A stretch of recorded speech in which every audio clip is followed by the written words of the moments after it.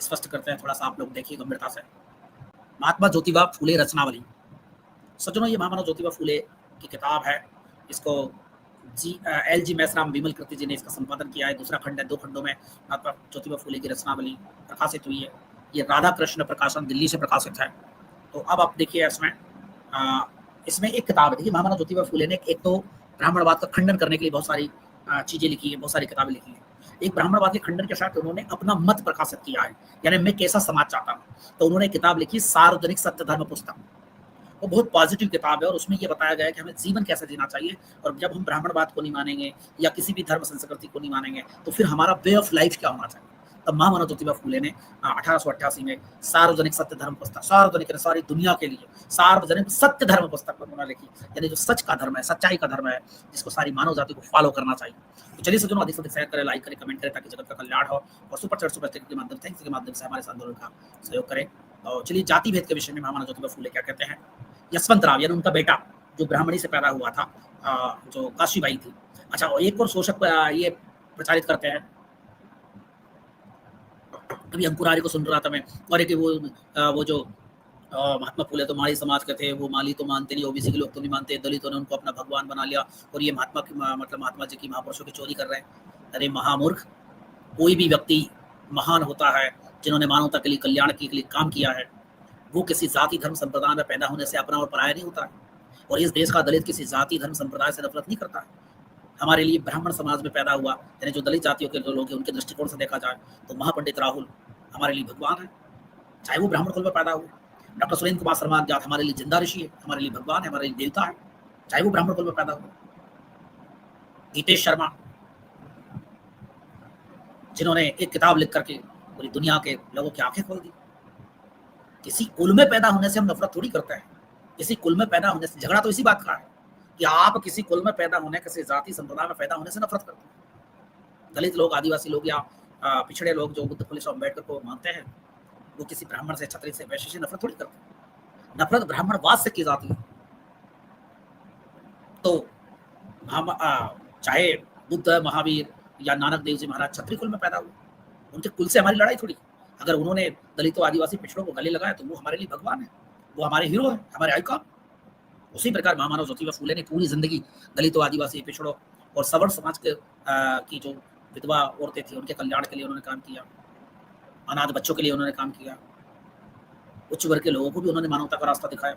उच्च वर्ग के लोग भी उनके साथ थे कुछ मात्रा में, मुसलमान भी उनके साथ थे कुछ मात्रा में, ईसाई भी उनके साथ कुछ मात्रा में थे। पर तुम्हें ईसाइयों से और मुसलमानों से नफरत है, इसलिए तुम जहर उगलते हो कि मुसलमान की प्रशंसा क्यों की। भाई, जो उनका सहयोग करेगा जीवन में, उसकी प्रशंसा की जाएगी। भाई, कोई आदमी अगर मेरे साथ सहयोग करेगा, वो मुसलमान है, हिंदू है, जैन है, बौद्ध है, पारसी है, ब्राह्मण है, क्षत्रिय, वैश्य है, अगड़ा पिछड़ा, मुझे उससे क्या मतलब है। मेरे को जो सहायता करेगा वो मेरे लिए मेरा सच्चा अनुयायी है या मुझे चाहने वाला व्यक्ति, तो मैं उसका प्रशंसा करूंगा, स्वाभाविक है। चलिए सज्जनों, वो अपने बेटे से बेटा उनसे प्रश्न करता जाता है और ज्योतिबा उसके जवाब देते हैं। यशवंत राव, मानव प्राणियों में जाति भेद है या नहीं। ज्योतिराव कहते हैं मानव प्राणियों में मूल में जाति भेद नहीं, यानी सारी मानव जाति एक है, पूरी मानव जाति एक है। महात्मा ज्योतिबा फूले कहते हैं मानव प्राणियों में मूल में जाति भेद नहीं। यशवंत, मानव प्राणियों में मूल में जाति भेद क्यों नहीं, इसका जवाब क्या है। ज्योतिराव कहते हैं क्योंकि जानवरों, पक्षियों में जाति भेद नहीं है, तो फिर मानव प्राणियों में जाति भेद कहां से होगा। हाथी है तो हाथी है, चिड़िया है तो है, मोर है तो है, उसमें कोई ब्राह्मण, क्षत्रिय, वैश्य, ऊंचा नीचा थोड़ी, तो फिर मानव में कैसे हो सकता जाति भेद। यशवंत राव, मानव प्राणियों में मूल में जाति भेद नहीं है। इसके बारे में आप यदि अच्छी तरह विश्लेषण कर सकें तो बहुत ही अच्छा होगा। बेटे ने कहा कि पिताजी आप ऐसा करें, थोड़ा विस्तार से हमें समझाने की कोशिश करें।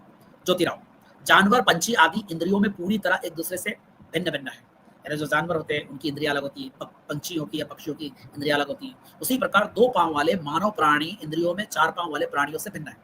अब देखते हैं अपन, चौपाया और 2 पाया। 2 पाया जो इंसान है उसके 2 पैर है, 2 हाथ है। चौपाया है, उनके शरीर की अंग या इंद्रियां अलग अलग है। इसीलिए आर्य ब्रह्मा ने अपनी इंद्रियों से सिर्फ ब्राह्मण, क्षत्रिय, वैश्य और शूद्र इस तरह के 4 जातियों की, वर्णों की उत्पत्ति की है। लेकिन मानवेतर गधे, कौवे, घोड़े, बैल, कुत्ता, सुअर, चूहे, बिल्ली आदि प्राणियों में ब्राह्मण कौन है, क्या आप लोग मुझे बता सकते हैं। जैसे हमारे भाई भतीजों ने उसमें मतलब इसमें भी जाति भेद कर दिया जानवरों में कि ये अछूत है तो ये शूद्र है, ये ब्राह्मण है, पाखंडी हो रहा। यशवंत राव, कोए, गधे, घोड़े आदि मानवेतर प्राणियों में ब्राह्मण किसको कहें, यह सिद्ध करना एकदम असंभव है, क्योंकि आर्य ब्राह्मण ऋषि जैसे लोग भी प्राचीन काल में जाहिरा तौर पर मांसाहारी थे।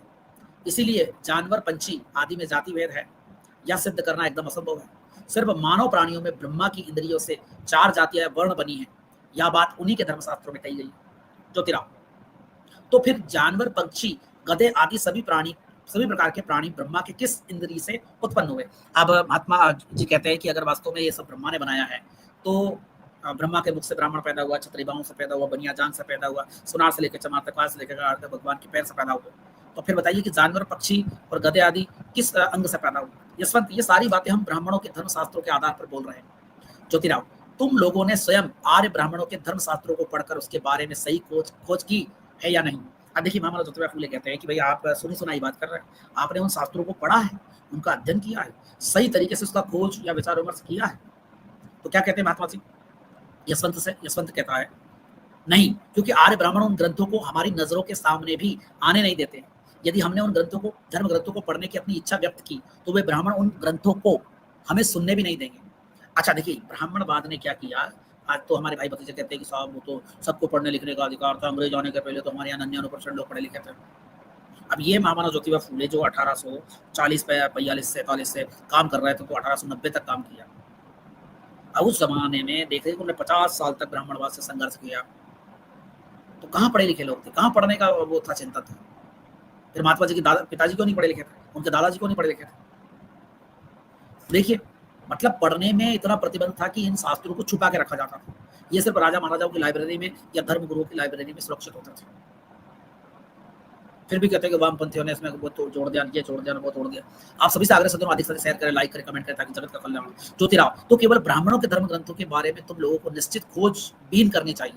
अब महामानव ज्योतिबा फूले कह रहे हैं कि भाई शास्त्रों को, इनके सारे शास्त्रों को पढ़ना चाहिए तुम्हें, तो केवल ब्राह्मणों के धर्म ग्रंथों के बारे में तुम लोगों को निश्चित खोजबीन करनी चाहिए। सिर्फ उनके मुंह की गप से जाति भेद वाली मक्कारी को तुम लोग अंधों की तरह आंखें मूंद करके क्यों मानते हो? यह तुम्हारी शूद्रों की सीधी मूर्खता है। अब महामानव ज्योतिबा फूले कहते हैं कि ये तुम्हारी मूर्खता है कि तुम उनकी बात को जो कहते हो मान लेते हो। तुम्हारा कर्तव्य है कि तुम उन शास्त्रों को पढ़ो, उनकी खोजबीन करो और उनकी सच्चाई जानो, और वो सच्चाई लोगों को बताओ। जो शूद्रों का काम है, सुनार से लेकर चमार तक, से लेकर कार तक। लेकिन आप शूद्र तो वो अंकुरारी कह रहा था कि भाई वो तो संघी और आर्य समाजी होगा, सारे ज्योतिबा के खानदान के लिए वो जितने भी शूद्र हैं उन सभी को भ्रमित कर रखा शोषक लोगों ने। उनको ब्राह्मणवादी बना दिया, उनको अपने इतिहास से, अपने महापुरुषों से, अपने साहित्य से अवगत ना करवा के उनको हिंदू मुसलमान के जहर में उनको घोल दिया और उसी में वो जी रहे हैं। तो चलिए सज्जनों, आगे बढ़ते हैं अपन। मैंने लिंक